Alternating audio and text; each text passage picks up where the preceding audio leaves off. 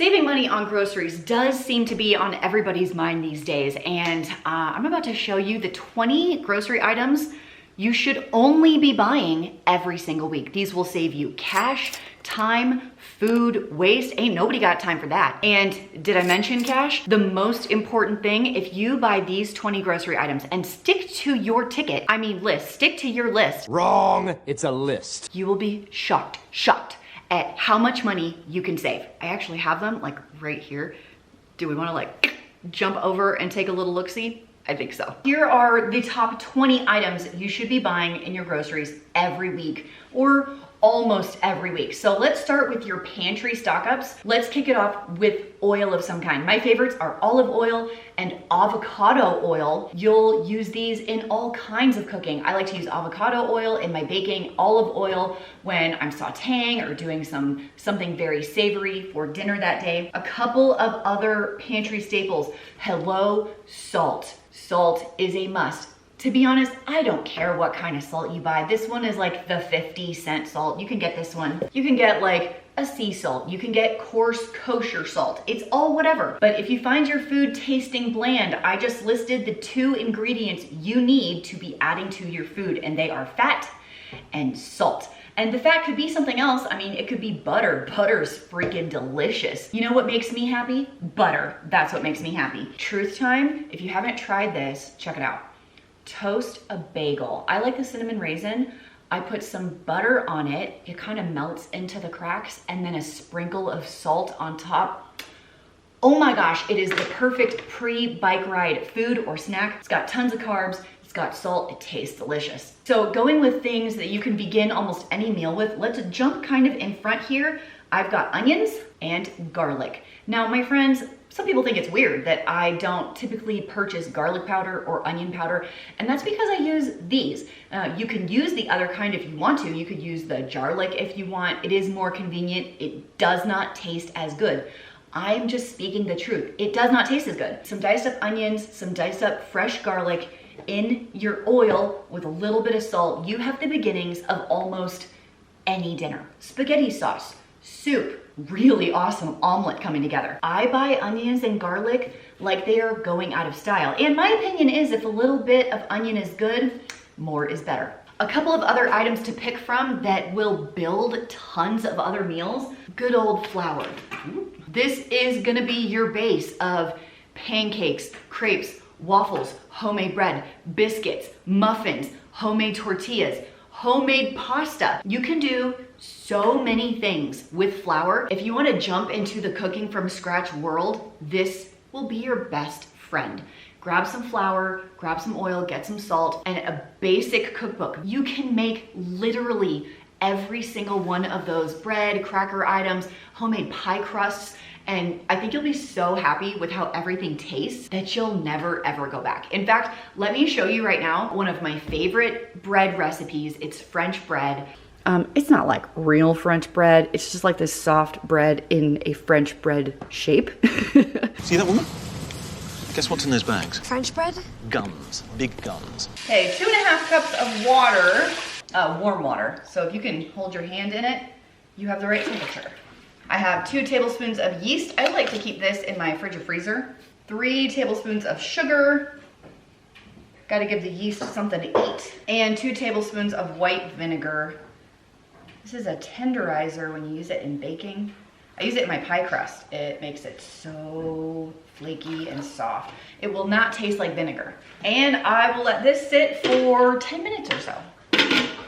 Okay, it has been 10 minutes. My yeast is nice and bubbly, smells like bread. So I will add 1 tablespoon of salt and 1/3 cup of oil. You could also use melted butter, whatever oil you want is totally fine. And 6 to 7 cups of flour. I'm just using white flour today because I want this bread to be a little floofier instead of dense. So I'll start with 3 and get it mixing, and then just add flour steadily until the flour dough ball pulls the dough off the sides. So it's time to start the rise punch down process. So I have this bowl right here, which is some oil at the bottom of it, and the dough will go in here And I'm going to rise it anywhere from 2 to 5 times, depending on how much time you have or how soft you want your bread to be.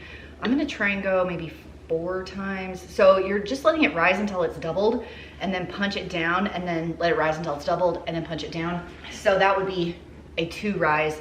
We're gonna go for 4. So on the 4th punch down, I will form it into loaves and put it on a baking sheet. But here's what the dough looks like in the Bosch right here. So it's a touch sticky, but that just means it's going to be perfect. If you do it until it's not sticky at all, you've added too much flour and your bread will be a little on the dry side. So I'm just coating this in oil like that. And I like to use just a clean kitchen towel like this. So we'll put that on there, put it in a warm spot. I'm gonna set the timer for 30 minutes, but depending on the warmth of your house or kitchen, it could take longer or shorter than that. Here is my dough after I've let it rise 4 times. This will be number 5 punch down. So I'm gonna form it into loaves right now. I just wanna make sure I have my cookie sheets ready to go. We will start with a little bit of flour on a clean counter. Here's my dough. This makes 2 loaves. So right now I'm just kind of getting all the big air bubbles out and I'll divide it into 2 sections. I am totally eyeballing the size here. And when it comes to like French bread, I just like to form kind of a long, skinny loaf. This is not rocket science at all. It's probably not gonna be the most beautiful loaf, but it will be fine. And remember, after you put these on the baking sheets, they're gonna rise for another 20 minutes. So I will go ahead and preheat my oven. So as soon as these are done rising, I can pop them in and they'll be ready. Here they are, and I will set these to the side. Okay, here's 1 loaf of the French bread. Lesson learned, it needs to be longer and skinnier, obviously. So I'm gonna do some melted butter and a sprinkle of salt on top. It's one of my favorite ways to top rolls or homemade bread. I'm just using regular old table salt here, and let's give this a slice. It's definitely soft because it just came out of the oven. That salt is everything. Now, okay, maybe you don't want to make homemade pasta, although it's pretty easy. I find it to be more delicious and more filling, so you don't have to eat quite as much. Okay, if you don't want to do that, make sure you have some dried pasta as well. Dried pasta is so cheap. It is so cheap compared to so many other things that you can buy. And I hear this all the time that like, it costs too much money to eat healthy. And in some cases, that's true. Organic food, very expensive. Off-season produce, very expensive. However, if you're buying a bag of chips at like $3, $4 and it's just a snack, it doesn't fill you up and it's super, super salty, you can get a protein pasta like this, or maybe a regular pasta, which also has a good amount of protein in it, for also like $2 or less. And now we have an entire base of a meal to feed your family. And if you don't want to buy pasta sauce, no problem. Canned tomatoes are a home cook's best friend. Check this out. Some petite diced tomatoes or fire roasted. I think these are just regular. Onion, garlic, your salt, and your pasta. Booyah. You've got a delicious meal. Have you ever made your own like marinara sauce? It's amazing. Can recommend. I do have some proteins on my must-buy list. Ground beef is a must, and you can purchase it however you like. Of course, if you're gonna get organic, grass-finished, straight from farmer, it's gonna be very expensive. But I have still seen ground beef for well under $5 a pound. And if you put it in something like a sauce instead of making burgers, it will go a lot further. One of my favorites is the Korean beef bowls that I make, which you would use the ground beef, the garlic, and another pantry staple, rice. Check out that recipe right here. To make our Korean beef rice bowls, I am starting with an extremely large pan, and I'll kind of explain why later. This is very oversized. So we'll get started with any kind of oil that you prefer. I'm gonna use this avocado oil today, and I'm going 2 pounds of organic grass-fed ground beef. And fun fact, I bought this beef in 2021. It's been in the freezer this whole time, and guess what? It's totally fine. It's fine. Everything's fine. So don't be scared to pull out that old beef out of your freezer and give it a go. So I'm gonna come in here with my meat masher, and we're gonna add a bunch of garlic. to this meat as it cooks. So I have this garlic that I pureed in a food processor right here. So I'm gonna do like a good tablespoon, it's a lot of garlic. So the garlic and the beef will cook together until it's all brown, and while this is cooking, let's go over and make our sauce that we will pour in as soon as this is done. This is a homemade sauce, so there are a bunch of ingredients for this, but I think it's worth it because it's so good. So it's basically just dump everything in a bowl and whisk it together. Because I am cooking with 2 pounds of ground beef, it is a larger quantity of ingredients, so don't freak out about that. And I do like to have extra sauce.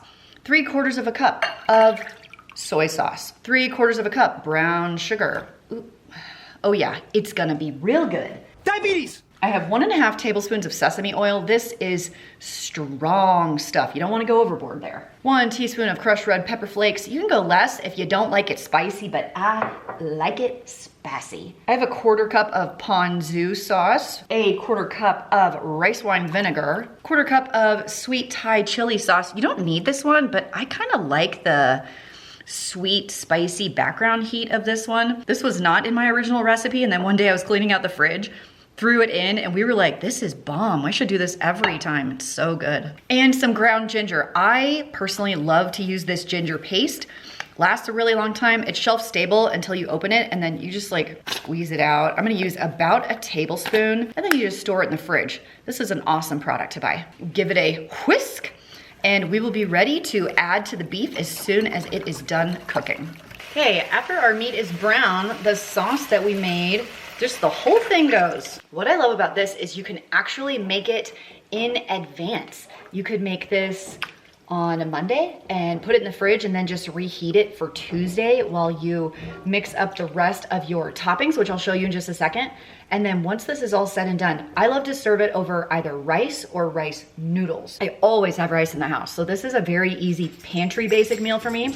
And then if I do happen to have rice noodles, which I do today, my family freaking loves rice noodles. And you know what? I do too. Let's bring this up to a bubble. I am going to pour an entire 2-pound bag of the tricolor coleslaw. And I really like using this bag because I don't have to chop it myself. There's something weird that happens to cabbage.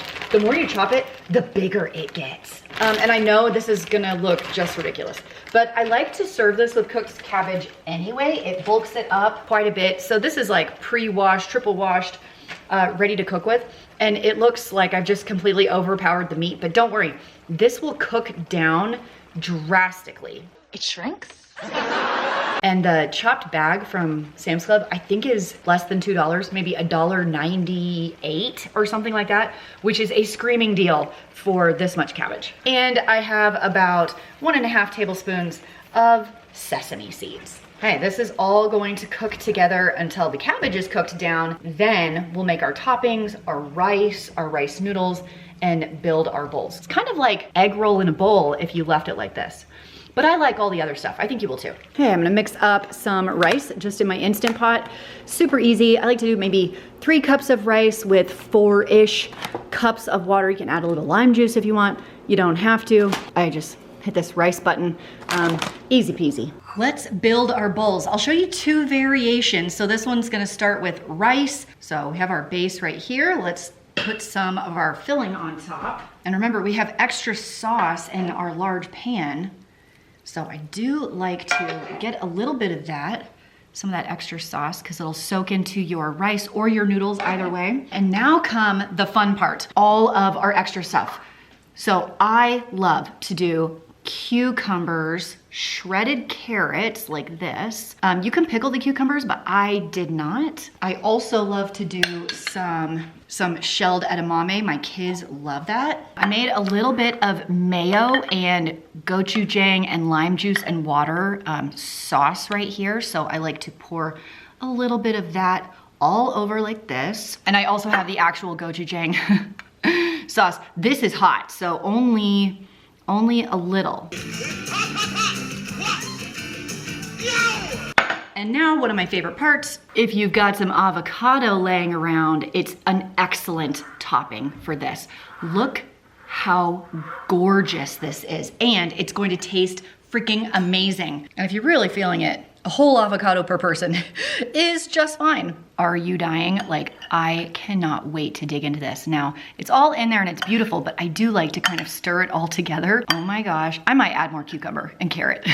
I just can't help myself. Option 2 is going to be to make a burrito out of it. Check this out. It is very much the same. I'm gonna use a little bit less rice because I have the tortilla right here. And I'm not gonna go crazy on the extra sauce, right? Because I don't want it to be too drippy, but my filling goes on. I have my mayo and lime juice sauce going on, my spicy gochujang sauce, and then the rest of my toppings. I have some shelled edamame, little bit of carrot, little bit of cucumber, and oh yes, the other half of the avocado. I'm just gonna slice this one to go on here. And the trick is not to overfill the tortilla, which it definitely looks like. I overfilled this. Oh no, friend. It is close. Ooh, ooh, stay. Maybe I'll just fold this side. And it'll be open. It'll be open on the other side. There we go. Like, you can't go wrong. Look how much food this is. It's amazing. Please go try this. If you want more ideas on how to save on groceries and other things that you have to buy, like gas, maybe restaurants, today's sponsor, Upside, can definitely help you out. Using the free Upside app, there's an easy way to get cash back when you fill up your tank with gas, stock up on essentials, or grab a bite, which is pretty much what everybody is doing all summer long. And basically the 3 things that all of us spend more on during the summer. In fact, top Upside earners are making as much as $300 a month. Here's how it works. So it's a totally free app. You just go on and download it. And there are over 100,000 gas stations, restaurants, convenience stores, grocery stores on the app, ensuring that cashback is just around the corner. So you claim an offer for whatever it is that you're buying on Upside. Let's say it's gas for your car. So you claim the offer, you go to the gas station, you fill up with gas just like normal. We all have to put gas in our cars. Follow the steps in the app and get paid. And yes, it is actual cash back. You don't have to worry about points or credits. You just cash back straight into your bank account. You could also redeem for a gift card if that is your preference. I gotta fill up my car anyway. I gotta buy groceries anyway. You might as well put a little more jangle in my pocket. Like I said before, top earners on Upside are making as much as $300 a month. To find out how much you could earn, all you have to do is click the first link in the doobly-doo below to download the app, or you can click this QR code right here and use the code Frugal. It's going to give you an extra 25 cents back per gallon off of your first tank of gas. Thanks to Upside for sponsoring. Now let's get back to the only groceries you ever need buy. Okay, let's jump back to rice. My buddy, my pal, I love rice. So my grandmother grew up on a rice farm in Louisiana. So rice was a staple in my mother's house growing up, also in my dad's house. They're from the South. Rice is cheap and a great meal extender. You can pretty much put it with anything and it absorbs the flavors of whatever you put with it. You can still get a 25-pound bag of rice at like Sam's Club for less than $10. What is your favorite rice? Mine's probably basmati is my favorite rice shape, but I don't discriminate. You wanna have like long grain, white rice, beautiful. I don't prefer brown rice because all of it is intact. The oils in it can go rancid, whereas white rice lasts a very, very long time. I'm talking like 10 years, as long as you don't get bugs in it. And you can also freeze rice when you bring it home to ensure that any bugs that are in it when you bring it home from the store are killed. It's gross, but it's true. My grandparents would just note the bugs in the rice and eat it anyway. Shocking. So say hello to the whole chicken. Now, I find these days the whole chicken is not the most inexpensive way to purchase this. I don't know why, because you can still get the chicken leg quarters at Walmart for less than $1 a pound. The huge 10-pound bag is still less than $10. I actually got this chicken on sale for 99 cents a pound. This is about a 6-pound chicken, so I paid about $6 for this chicken. And don't know what to do with the whole chicken? No problem. You can cook an entire whole chicken just like this in a crock pot. Okay, let me show that to you. All you need to cook an entire chicken in a crock pot is a chicken and seasoned salt. That's it. Now, you don't have to do this step, but I do like to layer the bottom with some cut up onions. You could do whatever veg you want. You could do some potatoes, carrots, whatever, just to get a nice easy side dish. I'll just do onions today. I'm gonna use this Tony's Creole seasoning because I don't have plain seasoned salt. This is what I have, so this is what I will use. It's just a spicier seasoned salt is all it is. So I have like 2 cut up onions down here. I'm gonna do my whole chicken. There we go. I've got it breast side down, and I'm just gonna give it a nice sprinkle with my seasoned salt. Whatever brand you wanna do is totes fine. And there is one little trick that I'm gonna show you in just a second. So I wanna make sure I get some of that on the inside, all over the outside. I'm putting the breast down because the white meat will dry out faster than the dark meat. Don't pepper spray yourself. Oh my gosh. But did you die? Okay, here's the trick. We will cook this on low for 6 hours. You just put the lid on.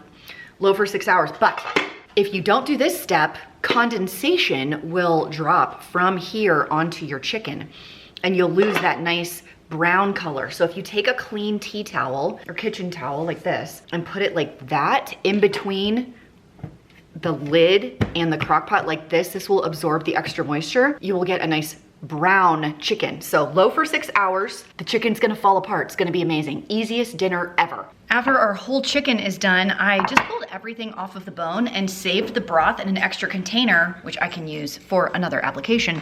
And you can serve this on top of a salad like this, which is what we're doing tonight, or you could do a Caesar, that's also delicious. But basically, you have meal prepped, cooked rotisserie chicken at home from the simplicity of the crock pot. Another must buy every week if you don't have any in your pantry are beans. I am from the South. My husband lived in the Dominican Republic for a long time where they ate beans every single day. A dish I had growing up all of the time was red beans and rice. Now, of course, dried beans will be your most budget friendly. They're so easy to cook in an Instant Pot. However, if you don't want to do this, you can still do this. Canned beans are still very inexpensive. They're very convenient. These are a must have in my house. We use beans dried and canned all of the time. But Christine, what about fresh stuff? I'm so glad you brought that up.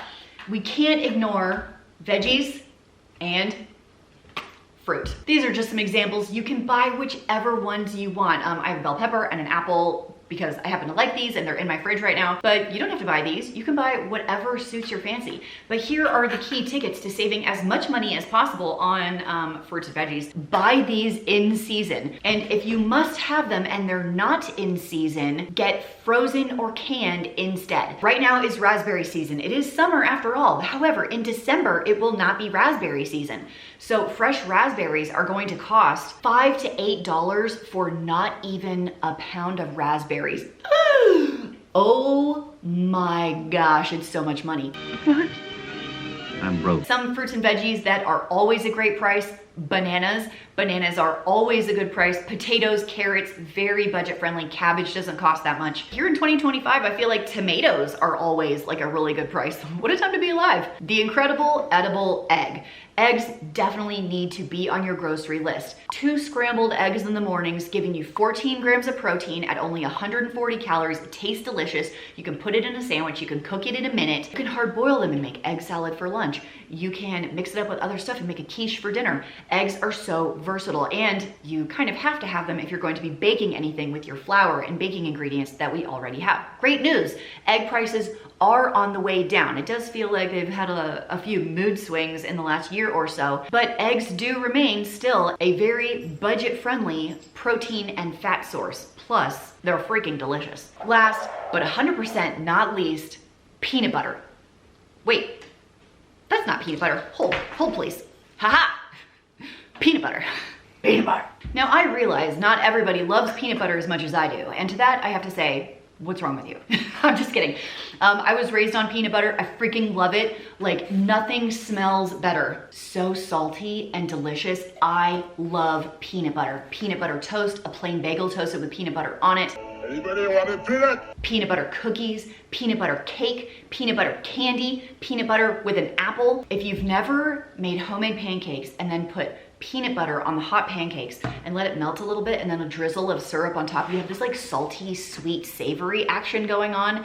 It's bomb. I recommend. I 100% recommend. You could also make my homemade protein peanut butter bars, which only use 4 ingredients, and they're so delicious. Check that out right here. So there's only 4 ingredients. Peanut butter, clearly peanut butter bars, 2 cups of peanut butter, which I'm very messily doing right now. You want a big bowl because you have to stir it pretty vigorously. And then we're gonna add some honey. 1 3/4 cup of honey. So almost 2 cups, but not quite. And I buy my honey locally from a local honey guy. So this is completely raw, 100% unprocessed. Didn't even buy it in a store. Honey, so I did stick it in the microwave to nuke for a minute because it was starting to crystallize. I finally got all of the honey in here. 1 3/4 cup. I put honey and peanut butter in a big glass bowl, put it in the microwave for 90 seconds, and now we're just gonna, with a whisk, like mix them together until they're totally combined. And then we'll add the last 2 ingredients. Next up, we are going to add 2 1/4 cup of vanilla protein powder of your choice. I just have kind of a hodgepodge. I have this, I don't even know what brand, AES High Absorption Whey. A little bit of this one. I got this one at a discount store for like $2. And I have this designer whey vanilla that I had gotten on Amazon for a really cheap price. So I don't even know if I need to use both, but 2 1/4 cups of vanilla protein powder. Love cleaning out that pantry like that. Yeah. And last ingredient, 1 cup of oats. You can use quick oats, whole oats. I would not use steel cut oats. 1 cup of oats. And stir until combined. Good luck. I have a 9x13 pan. I sprayed it with some cooking spray. I actually don't know if you needed to do that. Oh well, I already did it. So we're just gonna dump it in, kind of smooth it out the best we can. And then we're gonna stick it in the fridge. And that's it, guys. Seriously, so easy. Stupid easy. Ta-da! Go make these, you won't regret it. I promise. If you were to buy all of these 20 grocery items at Walmart the day of filming this here in summer of 2025, it would cost 48 doll hairs. That is not bad. What's super cool about this is on week 2, I'm not going to have to buy the olive oil, which is an expensive part of the almost $50, $10 of the almost 50. I'm not gonna have to buy that again for a month at least. The flour, the salt, you'll only need to buy once every couple of weeks, which means we can change out our variety on our fruits and veggies, on our beans, on our proteins, maybe we get some more eggs. By sticking to the basics, simple ingredients like this, instead of going after like the soda, the Gatorade, and the chips. Ooh, I love chips. But sticking to these 20 grocery items, you can still save money on your grocery budget even now in 2025 with the increased price of basically everything. What budget ingredient is a must-have for you and your family that I didn't really mention today? Leave that in the comments for anybody else that's looking for more ideas on how to save money on their grocery bill and what types of things they should be buying. Thanks so much for hanging out with me. If you want to get that deal from Upside, check the first link in the blue below. I'll see you in the next one. Bye. But wait, there's more. So I have found that when you have an age gap of kids, you know, my oldest 2 are 20 and 18, and then my youngest is 13, that's quite the gap in parenting. And for a movie and TV buff like myself, I feel like I have shown all of my children classic movies, things that I grew up with. But what I didn't realize until recently is my 13-year-old doesn't remember them because he was so young. So yes, he was there, but my 20-year-old, who is 7 years older than my 13-year-old, like she remembers very well. My youngest son, not so much. The Never-Ending Story, Flight of the Navigator, The Sound of Music. So I am reintroducing my son, who can now remember the movies that I feel like everyone should watch at least once in their life. Enter the movie I found on free on Tubi just a few days ago, E.T. I grew up watching E.T. Yes, I was a child of the 80s. E.T. was at every sleepover. It was one of the few movies we had on VHS. That's a cassette for those that are too young to know. I must have seen E.T. no less than 50 times in my childhood, but I haven't seen it in about a decade. So I was like, oh my gosh, E.T. E.T. is a classic, a movie you have to watch just to understand the cultural references and significance of what it was. So I watched E.T. for the first time in a decade with my 13-year-old son. Here is what I have to say. E.T. is a masterpiece of a film. The portrayal of childhood innocence, the loyalty and friendship of siblings and friends, the worry of a parent, challenging sibling dynamics, the filmmaking in general. Spielberg knocked it out of the park. John Williams, probably most iconic, emotional score of his career. Some of the scenes, the bikes through the moonscape, all the kids trying to outrace the cops on their bikes. It's so 80s and stands up to an adult watching it. Elliot and E.T., their connection, their love with each other. It's a 10 out of 10. If you have not seen E.T. in a hot minute, my friends, go back. Relive your childhood, relive your youth. It's real, real great. And my 13-year-old also loved it.